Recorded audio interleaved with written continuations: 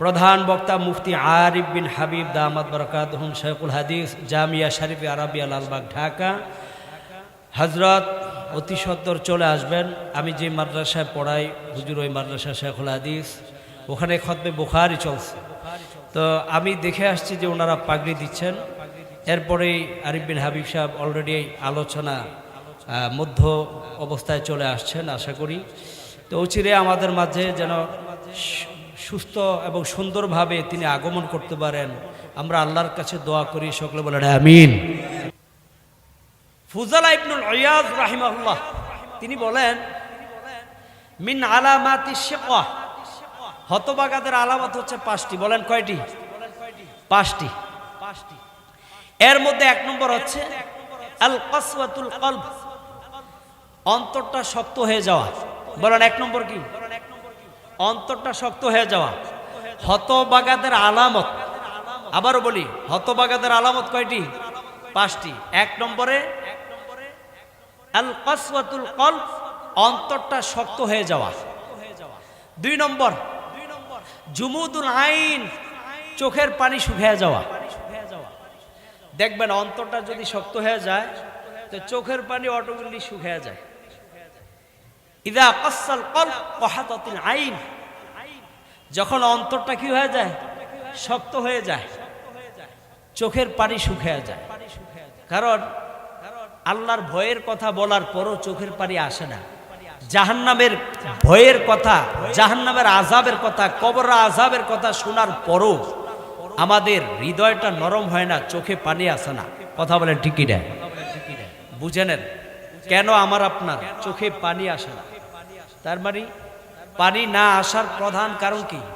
অন্তরটা শক্ত হয়ে গেছে। বলেন কি হয়ে গেছে? একটু চিন্তা করেন, একটু আপনি ধ্যান করেন, একটু আপনি মোরাকাবা করেন, 30 সেকেন্ড মোরাকাবা করে দেখেন যে আপনার অন্তরটা নরম না শক্ত। আপনার চোখে পানি আসে কি আসে না? অথচ চোখের পানির দাম আসলে নাই। আইনানি লা তামাসসাহুমুন নার, হাদিসের মধ্যে আসছে 2 চোখ কখনো জাহান্নামের আগুন স্পর্শ করে না। জাহান্নামের আগুন 2 চোখকে কখনো স্পর্শ করবে না। বলেন কয় চোখকে? 1 নম্বর আইনুন বাকাত মিন খাশিয়াতিল্লাহ, যেই চোখ আল্লাহর ভয়ে কান্না করে। আমার আপনার চোখ আল্লাহর ভয়ে কয়দিন কান্না করেছে? একটু চিন্তা করেন, আমার আপনার চোখ কয়দিন আল্লাহর ভয়ে কান্না করেছে? 2 নম্বর আইনুন বাতাত তাহরুসু ফি সাবিলিল্লাহ, আল্লাহর রাস্তায় পাহারাদারির কাজে যে চোখ জাগ্রত থাকে। দ্বীনি প্রতিষ্ঠান কাকরাইলে গেল, আপনারা পাহারাদারির কাজ করেন।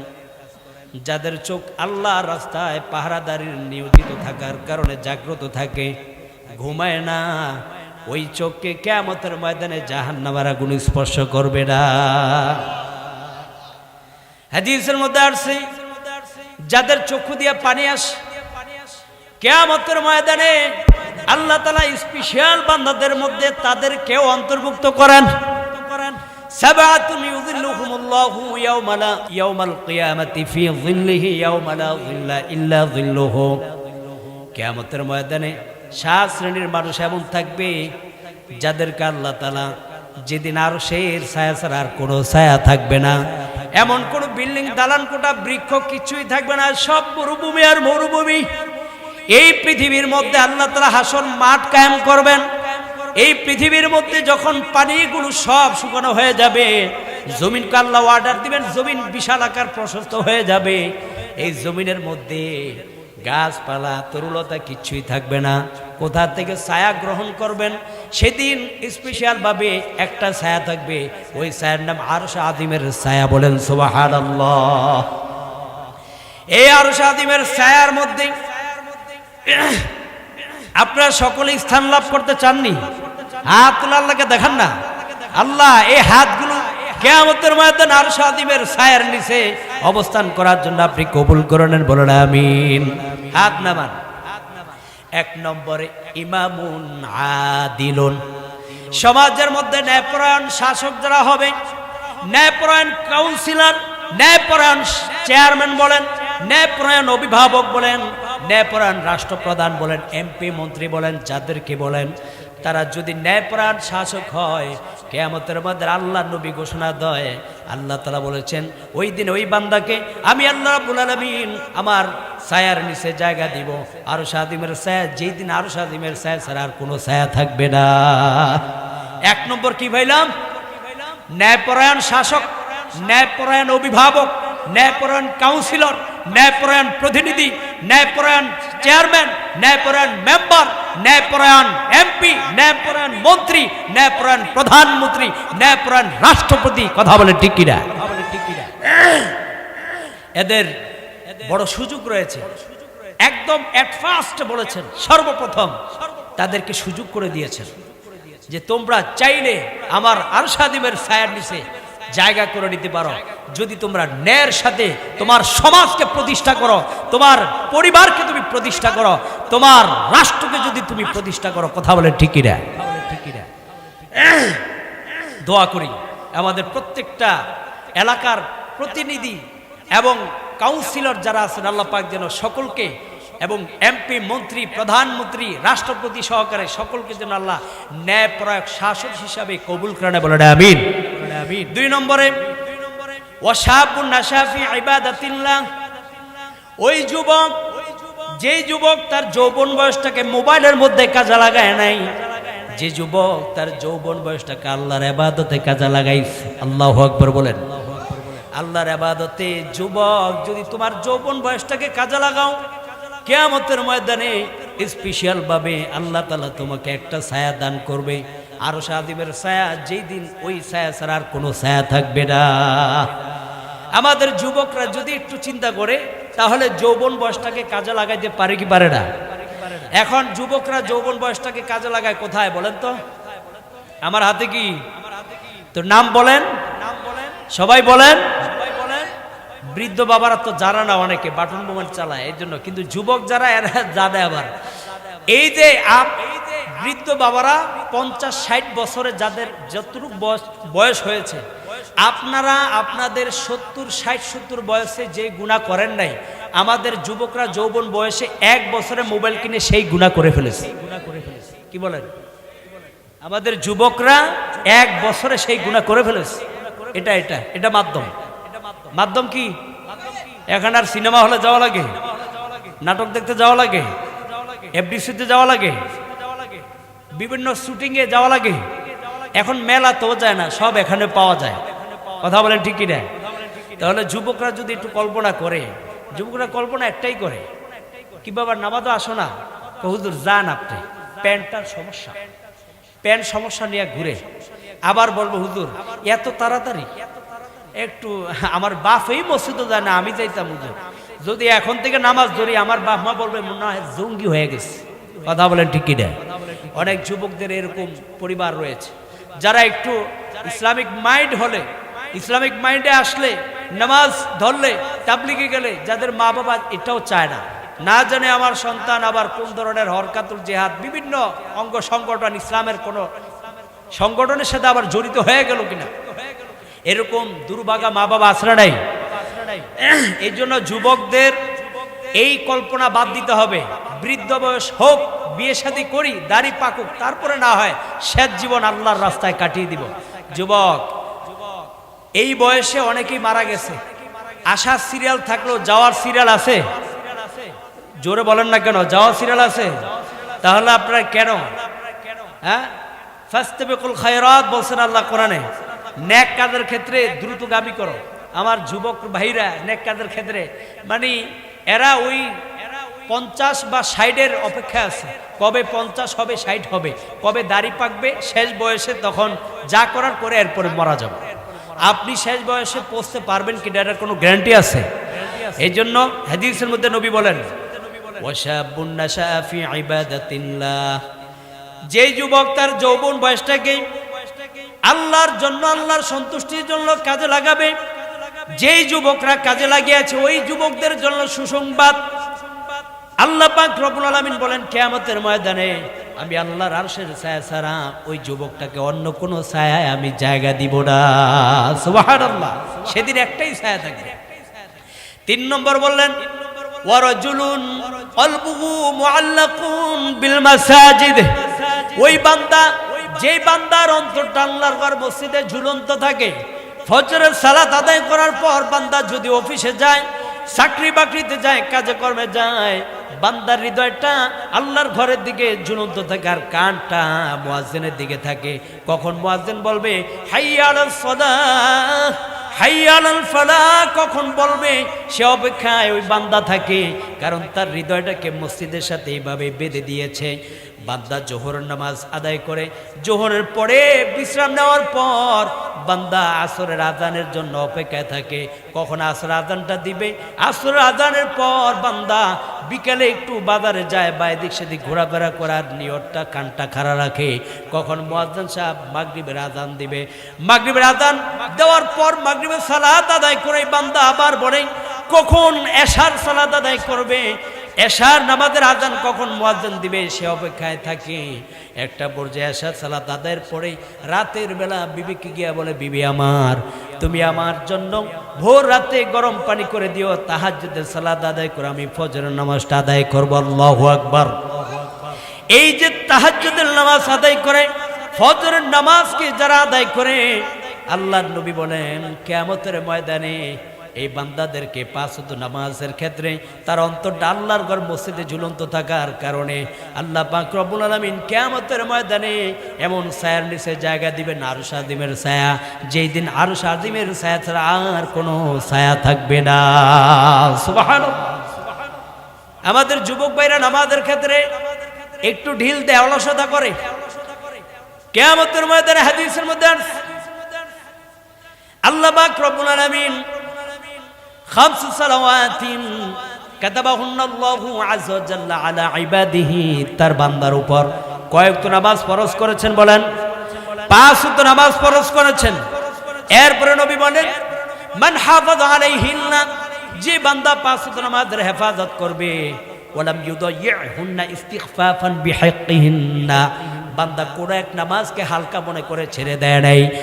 যেমন ফজরকে গুরুত্ব দিয়ে পড়েছে, ফজরকে গুরুত্ব দিয়ে পড়ার পর জোহরকে তেমন গুরুত্ব দিয়ে পড়েছে, জোহরকে গুরুত্ব দেওয়ার পর আসরকে জামাতের সাথে গুরুত্ব দিয়ে আদায় করেছে, আসরের জামাত আদায়ের পর ওই বান্দা মাগরিবের নামাজটাকেও গুরুত্ব দিয়ে আদায় করেছে, মাগরিবের সালাতের পর ওই বান্দা এশার সালাতও গুরুত্ব দিয়ে আদায় করেছে।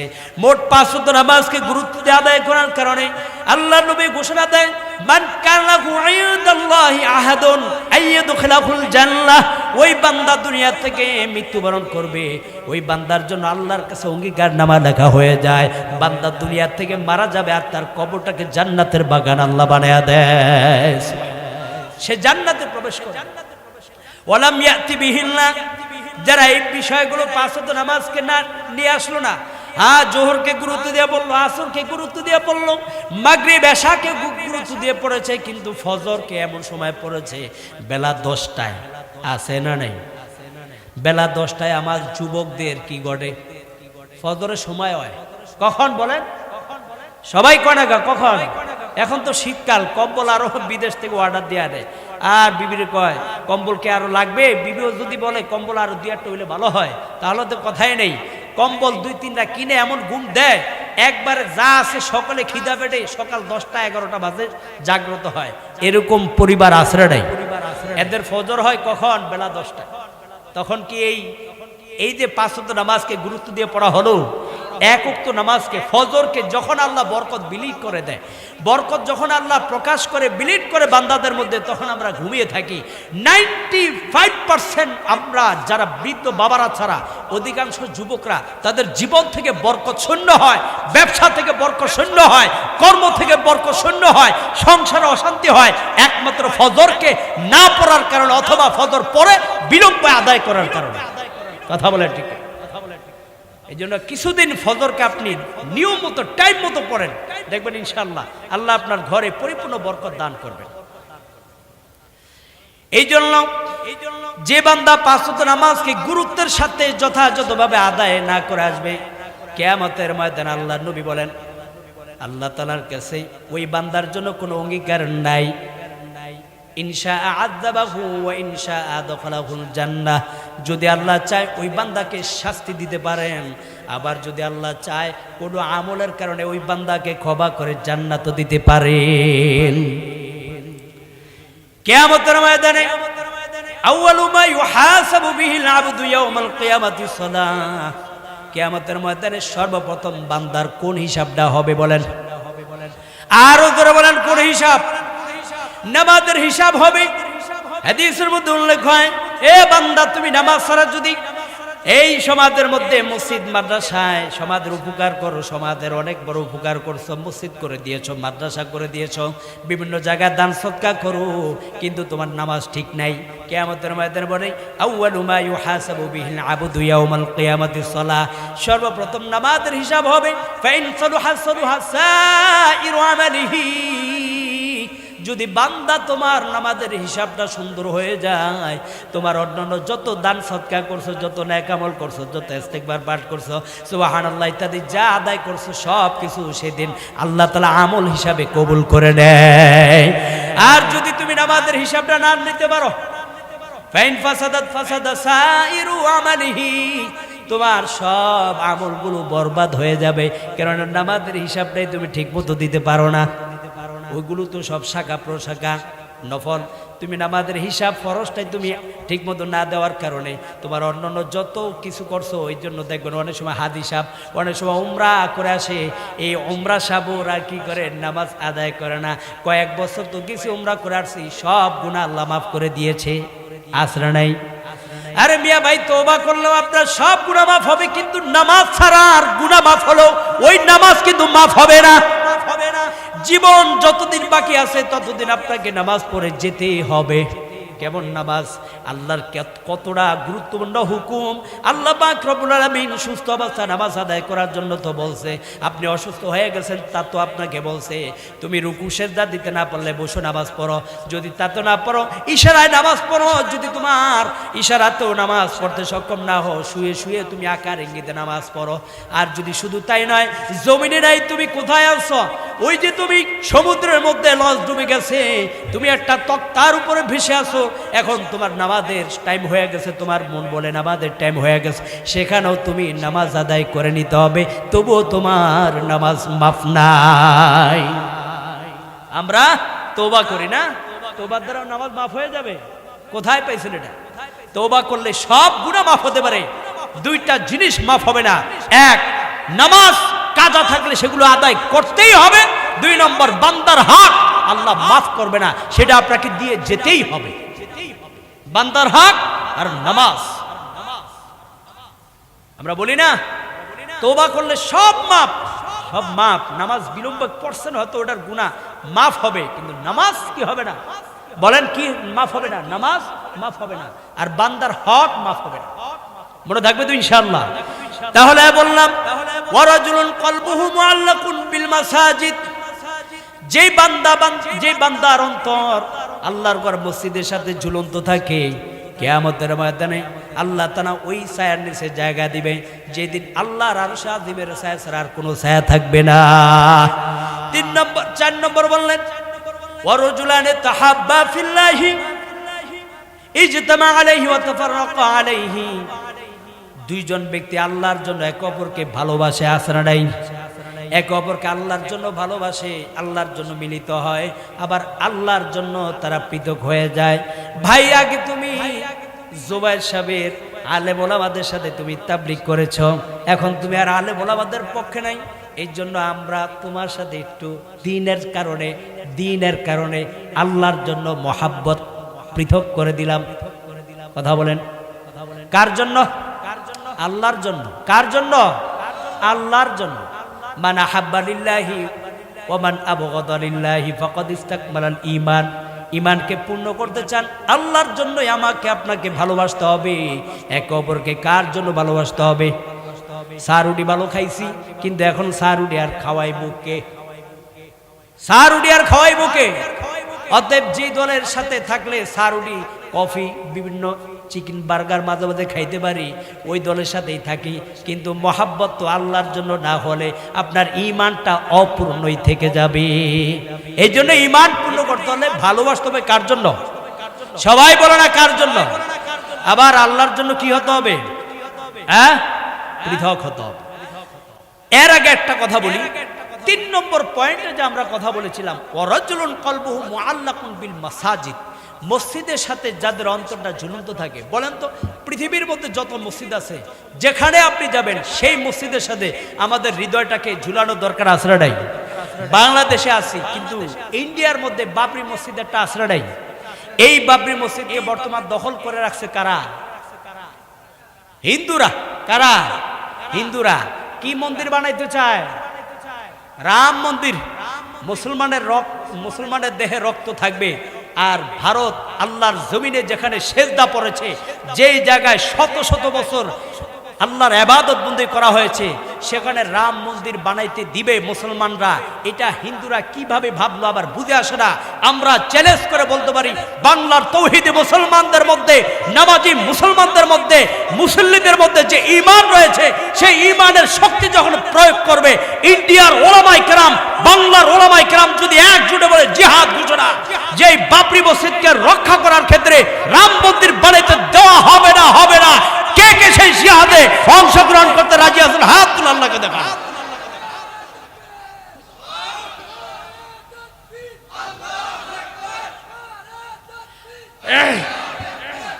আল্লাহ তাআলা আমাদের এই বাবরি মসজিদকে আমাদের সকলের দোয়ার মাধ্যমে হলো প্রত্যেকে 2 রাকাত করে নামাজ আদায় করবেন, এই নিয়তে যে আল্লাহ যেখানে শত শত বছর ইবাদত করা হয়েছে, সেজদা দেওয়া হয়েছে, যেখানে বড় বড় আল্লাহ ওয়ালারা, আকাবির আসলাফরা সেজদা দিয়েছেন, সেই জমিনকে শিরকের জায়গা আমরা দেখতে চাই না আল্লাহ। এর জন্য আমরা 2 রাকাত করে প্রতিদিন এই নিয়তে নামাজ আদায় করবো। পারবো না ইনশাআল্লাহ? 2 রাকাত করে। আমাদের তো আর শক্তি নাই, জিহাদের ঘোষণা না আসা পর্যন্ত আমরা 2 রাকাত করে সালাত আদায় করব। আল্লাহ তাআলা সালাতের মাধ্যমে বান্দার সকল কথা শুনেন। ওয়াসজুদু ওয়াকতারিব, আমরা সেজদা দিব, আল্লাহর নিকটে হয়ে যাব। অতএব সেজদার মাধ্যমে, নামাজের মাধ্যমে আল্লাহর কাছে বান্দার সবকিছু বলার সহজ একটা পন্থা, মাধ্যম। আল্লাহ এই জন্য বলেছেন, ইয়া আইয়ুহাল্লাযীনা আমানুস্তাঈনু বিস-সাবরি ওয়াস-সালাহ, আমানুস্তাঈনু বিস-সাবর, ধৈর্য তো ধরে আছি, ধৈর্য ধরে আমরা সালাত আদায় করে আল্লাহর কাছে পরিপূর্ণ সাহায্য চাবো। পারবো না ইনশাআল্লাহ? আল্লাহ আমাদের সকলের প্রাণ প্রিয় মসজিদ এই বাবরি মসজিদকে হিন্দুদের সকল প্রকার ষড়যন্ত্র থেকে হেফাজত করে আবার নামাজীদের জায়গায়, স্থান হিসাবে আল্লাহ তাআলা সেটাকে নিরূপণ করে দেন। বলেন আমিন। 4 নম্বর বলছিলাম, এক যুবক আরেক যুবককে ভালোবাসবে কার জন্য? আর জোরবান কার জন্য? প্রেমিক প্রেমিকা ভালোবাসবে এক অপরকে কার জন্য? হ্যাঁ, চিন্তা করছেন? প্রেমিক প্রেমিকা, যুবক যুবতী, আপনার ছেলে স্কুলে পড়ে, কলেজে পড়ে, আপনার মেয়েও স্কুল কলেজে পড়ে, 2 জনের মধ্যে গোপনে চ্যাটিং এর মাধ্যমে ইটিস পিটিস চলতেছে, আপনি তো কিছু জানেন না। আপনার ছেলে আপনার সামনে বড় আল্লামাতুদ দাহার, কবকাবাতুল বাহার, বড় সুফি বুজুর্গ, বিজা দরবেশ, কিন্তু এই যে বললাম না, মোবাইলের জগতে, হোয়াটসঅ্যাপে কোথায়, ইমুতে, মেসেঞ্জারে কার সাথে কি করে না করে, আপনি তো সেখানে তাহকিক করেন না। কিন্তু বর্তমান জামানা বলে আপনার মেয়ে কি করতেছে না করতেছে সব টিকটক লাইকি ভিডিওর মধ্যে আছে না নাই? আমাদের যুবক যুবতীরা অনলাইন ভাবে যখন ভালোবাসে, দাম্পত্য জীবনে যখন অশান্তি হয়, তখন বলে হুজুর একটু পানি ভরা দেন। কেন কয়, আমার বউর সাথে আমার মিলে না। আছে না নাই?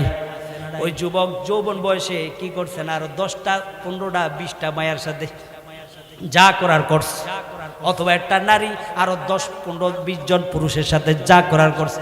এখন দাম্পত্য জীবন কিভাবে সুখের হবে? আগেই তো সব শেষ করে দিচ্ছে। আজকে পত্রিকা দেখলাম 250টা ধর্ষণ, যে বিবাহ যে করেছে সে মারা গেছে। 250টা বিবাহ করেছে। বলেন না নাউজুবিল্লাহ? আল্লাহ তাআলার গুনাহ মাফ করে দেখ। বলেন আমিন। মৃত ব্যক্তির জন্য তো আর বদদোয়া করা যায় না, আল্লাহ তাআলা তার গুনাহটা মাফ করে দেখ।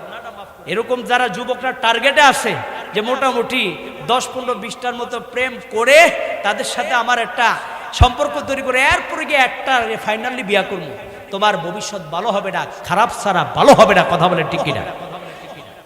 আল খবিসাতু লিল খবিসিন ওয়াল খবিসুনা লিল খবিসাত, খবিসের সাথে কি মিলে বলেন? খবিসটাই মিলে। ভালোর সাথে ভালো মিলে। এখন থেকে তওবা করে ইস্তিগফার পাঠ করো, আল্লাহর কাছে তওবা করো। আর কোন নারীকে তুমি ধর্ষণ করবে না, না হয় তোমার মেয়ে যখন হবে দুনিয়াতে আসবে তাদের সাথে ঠিক একই সিম্পটম ঘটবে। আল্লাহ তাআলা আমাদের যুবক যুবতীদেরকে বিবাহ ছাড়া অর্থাৎ অবৈধ ভালোবাসা থেকে হেফাজত করে বৈধ ভালোবাসা বিবাহের মাধ্যমে অর্জন করার তৌফিক দান করুন, বলুন আমিন। 4 নম্বর বললাম। 5 নম্বর, ওয়ারাজুলুন দাআতুম রাতুন যাতু মানসিবিন ওয়া জামালিন। সুন্দরী নারী ডাক দিছে গোপনে সম্ভ্রান্ত পরিবারের, আসো না ভাই, আমার স্বামী বিদেশ থাকে, আমার স্বামী বিদেশ থাকে। কই স্বামী কই থাকে বলেন? বিদেশ থাকে, আসো না, আবার একটু সময় দাও। আর কতদিন?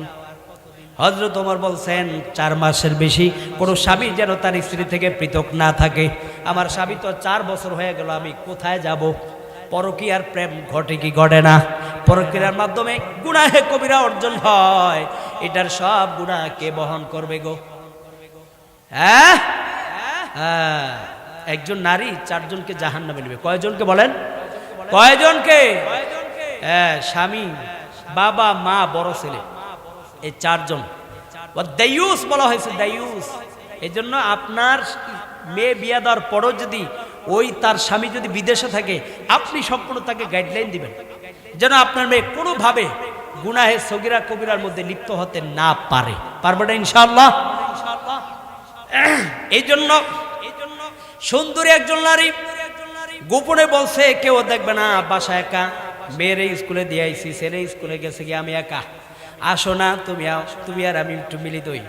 ওই যুবক বলল, ফাকালা ইন্নী আখাফুল্লাহ, না না না, আমি আবার আল্লাহকে ভয় করি। সুবহানাল্লাহ।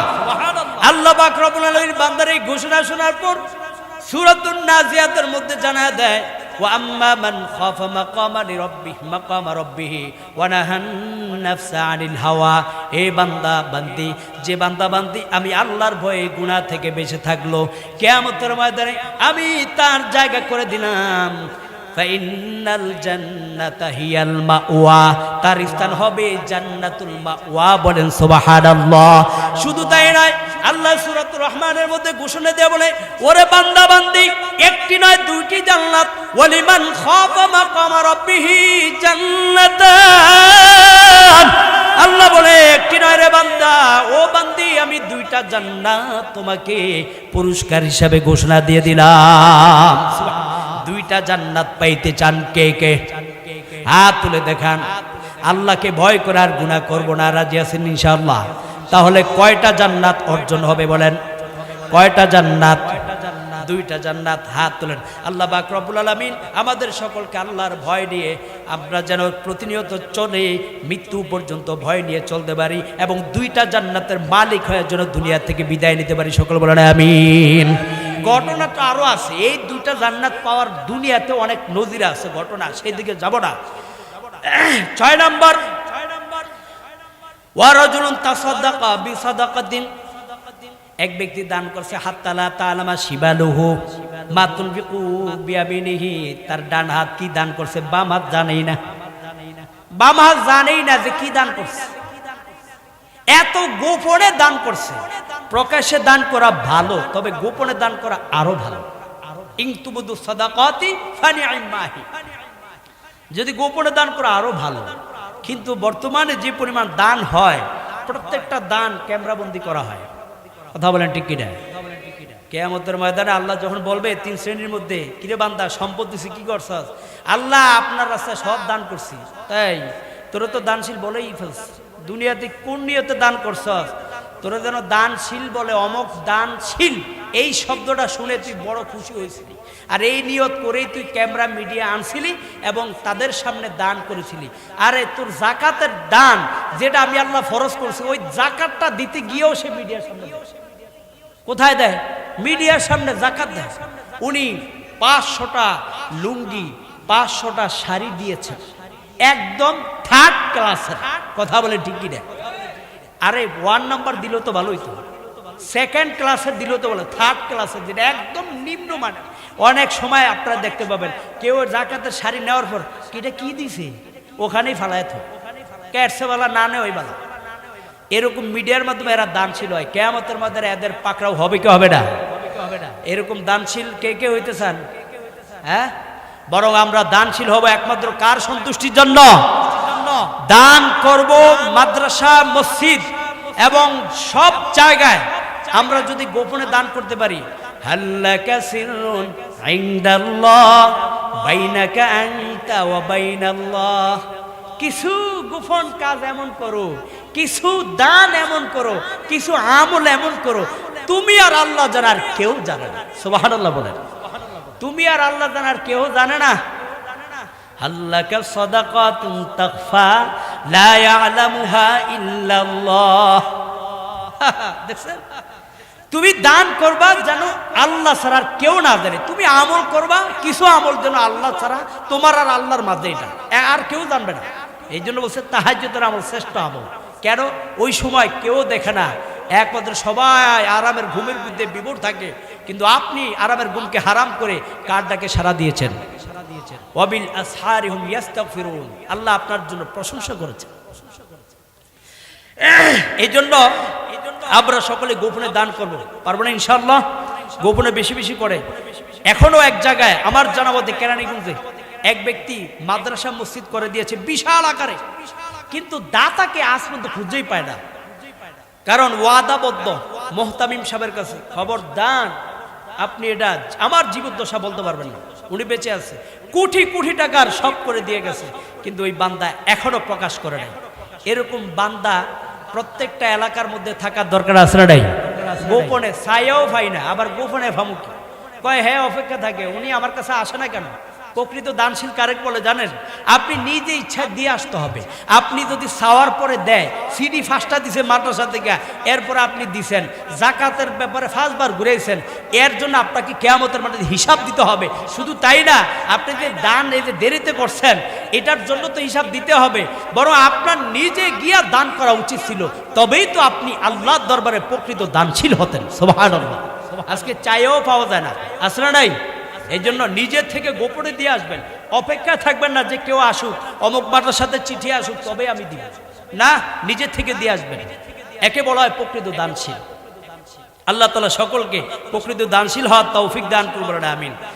এইবার এখন যে অংশটা বলবো 7 নম্বর, অরজুলুন, যে বান্দা আল্লাহর ভয়ে কান্না করে, ফাফাদাত আইনাহু, আল্লাহর ভয়ে চোখের পানি ফেলে, গোপনে চোখের পানি ফেলে, আল্লাহর ভয়ের কোন লোক আছে না নাই? আল্লাহর ভয়ে যাদের চোখের পানি বলে কিয়ামতের ময়দানে তাদেরকে আল্লাহ তাআলা স্পেশাল জায়গা ছায়া দিবেন। মানে যেই দিন আল্লাহর আরশের ছায়া ছাড়া আর কোনো ছায়া থাকবে না, সেই দিন আল্লাহ তাআলা আরশের আজিমের ছায়ার নিচে ওই বান্দার জায়গা করে দিবেন। সুবহানাল্লাহ।